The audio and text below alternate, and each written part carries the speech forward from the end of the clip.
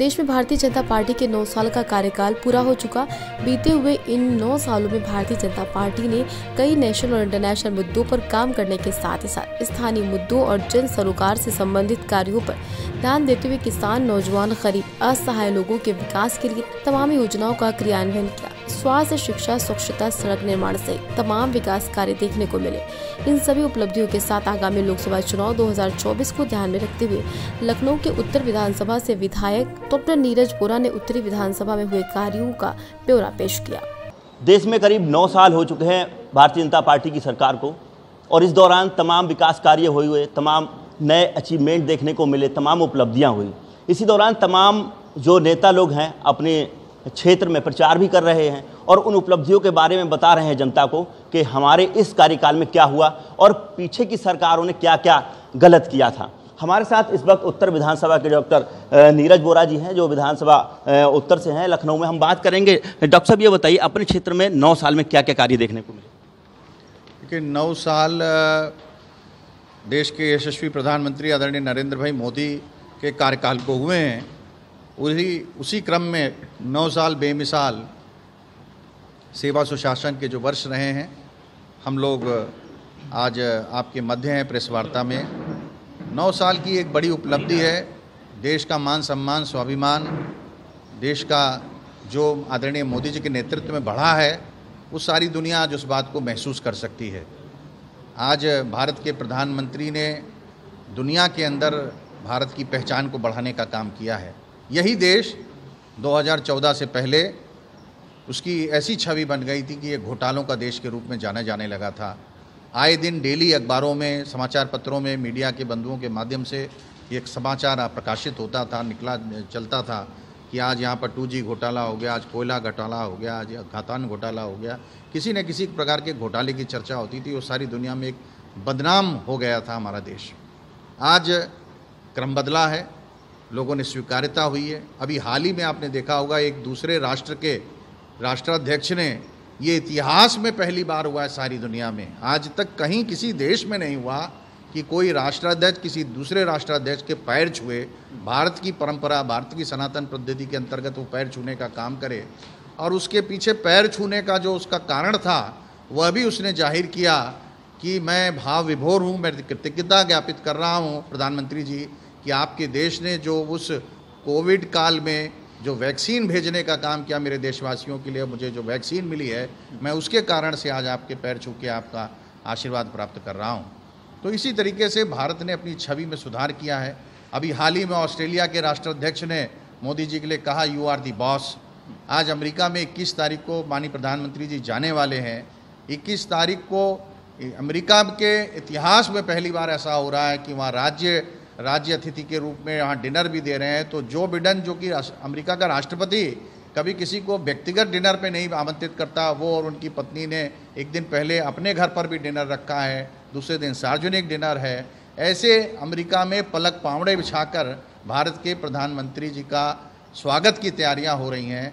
तो निश्चित रूप से एक परसेप्शन बदला है, एक हमारे भारत के प्रति लोगों का सम्मान बढ़ा है, वह भारत ने दिया है। भारत में नौजवानों की चिंता है, भारत के अंदर लोगों को इलाज की चिंता की गई, लोगों का इलाज मुहैया हो इसके लिए आयुष्मान जैसी योजना की, उज्ज्वला योजना से गैस सिलेंडर बांटने का काम किया, आवास योजना के माध्यम से प्रधानमंत्री जी ने गरीबों को आवास उपलब्ध कराने का काम किया, कौशल विकास के माध्यम से लोगों को हुनर दिलाने का काम किया, शौचालय देकर एक बहुत बड़ा अभियान व आंदोलन चलाया कि जहाँ पर देश की महिलाएँ शौच के लिए खुले स्थान पर जाया करती थी, आज पूरे देश के अंदर ऐसा कोई घर नहीं है जहाँ पर शौचालय ना हो, सबको शौचालय देने का काम किया है।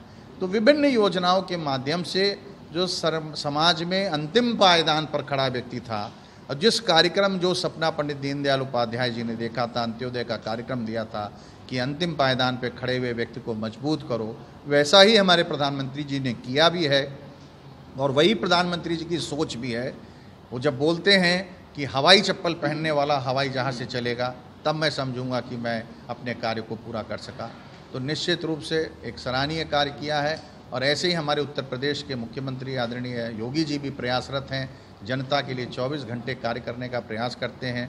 उत्तर प्रदेश जो कभी किसी ज़माने में माफियाओं, भ्रष्टाचार और गुंडागर्दी के नाम पर जाना जाता था। आज पूरे देश में उत्तर प्रदेश ने अपनी एक छवि निखारी है।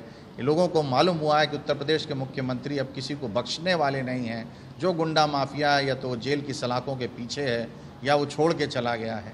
तो निश्चित रूप से एक उत्तर प्रदेश का भी वातावरण बदला है। उत्तर प्रदेश में इंफ्रास्ट्रक्चर को लेकर एक व्यापक सुधार हुआ है, निवेश आ रहा है और हमारे प्रयास है कि आने वाले समय में हमारे नौजवान को उत्तर प्रदेश के अंदर ही मौका मिले, उसे यहीं काम करने का अवसर मिले, रोजगार मिले। तो मुझे लगता है कि उत्तर प्रदेश में भी एक बड़ा परिवर्तन देखने को मिल रहा है। उसी क्रम में उत्तर की विधानसभा में भी हम लोगों ने एक परिवर्तन को महसूस किया है। 2017 से लेकर अब तक में जो क्षेत्र बदनाम क्षेत्र कहे जाते थे, आज उस क्षेत्र में प्रॉपर्टीज़ के दाम भी अप्रिशिएट किए हैं। लोगों को लगता भी है कि अब हम अच्छे जगह पे रहते हैं। खुद लोग कहते हैं कि अब हम अपने मेहमान को घर बुला सकते हैं। सड़कों का जाल हो, सीवर का कनेक्शन हो, ड्रेनेज का सिस्टम हो, बंधे की व्यवस्था को लेकर प्रथम मुख्यमंत्री जी ने एक लखनऊ को एक बहुत बड़ी सौगात लखनऊ ग्रीन कॉरिडोर के नाम पर दी है, जिसका काम भी प्रारंभ हो गया है। बहुत जल्दी वो बंधे बनेंगे और IIM से लेकर इकाना क्रिकेट स्टेडियम पर जब वो रोड प्रारंभ हो जाएगी तो शहर के अंदर आवागमन के लिए एक बहुत बड़ी सुविधा लोगों को मिलने वाली है। ट्रैफिक जाम से मुक्त हो, इसके लिए फ्लाईओवर्स के निर्माण हो रहे हैं। अपनी विधानसभा में टीडी पुलिया का फ्लाईओवर लोगों को समर्पित हो चुका है और अगले महीने, इसी महीने के अंत तक हम लोग IIM वाला फ्लाईओवर भी चलता हुआ देखेंगे। तो इस तरीके से ट्रैफिक में भी सुधार हो, शिक्षा व्यवस्था की गुणवत्ता वाली शिक्षा प्राप्त हो, उसके लिए भी हम काम कर रहे हैं। स्वास्थ्य सेवाओं में सुधार हो, बेसिक मूलभूत सुविधाओं का ध्यान किया जा रहा है। 2024 में लोकसभा चुनाव है, ऐसे में कौन से वो मुद्दे हैं जो जनता मौजूदा सरकार के सामने रख सकती है और मांग करती है कि ऐसा अगर हो तो और अच्छा होगा? देखिए, 2024 का जो चुनाव है, जनता ने इस बात को महसूस कर लिया है कि आदरणीय नरेंद्र मोदी जी का कोई विकल्प नहीं है।